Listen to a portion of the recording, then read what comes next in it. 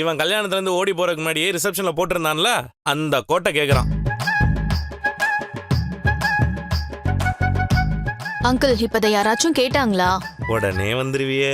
பழகுறல நீ இந்த டிவில எல்லாம் டப்பிங் பண்றல, இந்த வீட்ல இவனுக்கு டப்பிங் பண்றது நம்ம பார்லரமா தான்.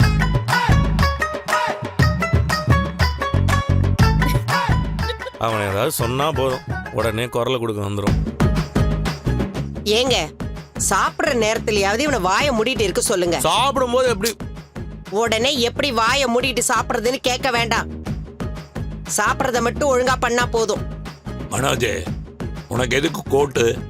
அது கோட்டெல்லாம் போட்டுக்கிட்டு போட்டோ ஷூட் எடுக்கணும்ப்பா. அதை நம்ம ஷோரூம்ல மாட்டணும். ரோகிணி போட்டோ எடுக்கணும்னு ஆசைப்படுறா. ஏன்பா இவன் வீட்டு பொருள்லாம் விற்க போறானா இல்ல சட்ட துணி விற்க போறானா?